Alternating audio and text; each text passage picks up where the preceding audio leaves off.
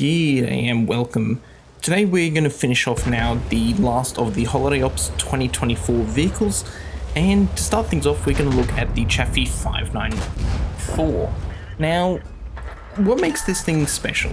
Well, from my brief gameplay of it, not a huge amount.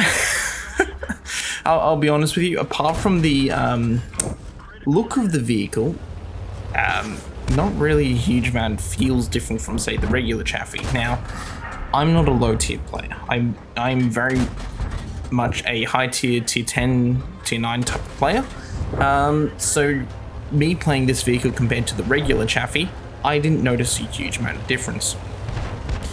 This thing is actually quite a fun little light tank. I'm running a fully spec'd out crew here, because I'm playing on a press account plus full bonded equipment, and obviously you can see I'm full exceeding well past 445 meters, so the max spawning range anyways, which is obviously quite nice for a tier 5 light tank to be able to do such a thing. And ow, we just got hurt there by the ELC AMX. This vehicle was a little bit of fun, just playing around with it, just messing as you would like with the Chaffee. It's got a good little gun. Sure, it doesn't have the greatest penetration in the world, but you can make up for that just firing APCR. And yeah, it was just a little bit of fun. So if you do enjoy, say, the Chaffee at tier 5, I think you'd do very, very well just playing with this vehicle as well, because it's pretty much the same. Obviously, there'll probably be some nuanced differences that I just have missed out on because I just don't know the vehicle. But overall, my initial impressions, it is kind of fun. If you are playing correctly, you can actually go ahead here and, for example, in this situation, I start managing to bully this KV2 just a little bit as well. So, provided you're playing smart and you're playing correctly, you'll be able to do perfectly fine with this vehicle. That's all I've really got to say about this vehicle. Now, talking about the next one being the ARMT. This thing's a lot more unique in the sense that it comes with a 3-shot autoloader. And the thing just looks bizarre. You can't see it properly from this angle. But yeah, the whole gun rotates from the back there, and it just looks so incredibly bizarre. But you do have a 3-shot autoloader. Each shell reloads within 2.5 seconds of each other, so you do pump out damage fairly quickly. Unfortunately, the DPM of this thing is not stellar, I will admit, but the vehicle overall, it handles well enough. You do have pretty decent mobility with this thing. You do manage to move around the map. You can, obviously, when you're looking for shots of opportunity, can do some good spawning, because I have maxed out my spawning range with this vehicle. Once again, press account using fully bonded equipment, etc.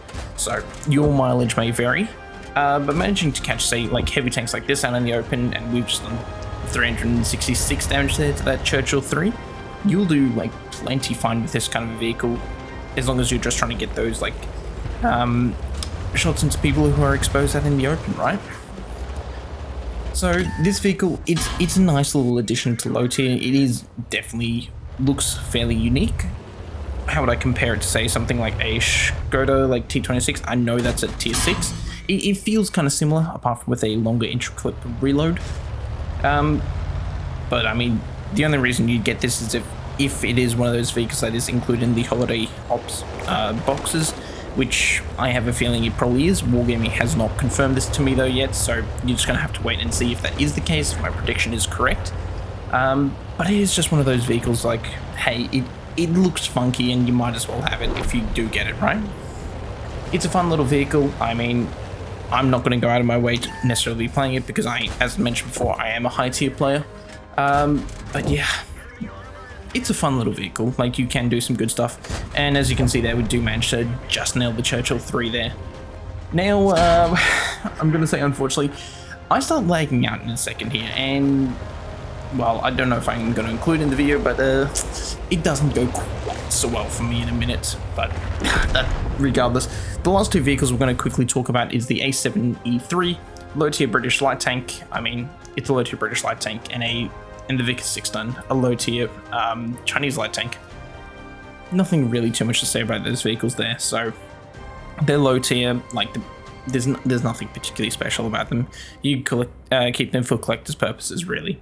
Anyhow, that's all I've got to say. I hope you guys enjoyed, especially this little series of all the new vehicles coming up.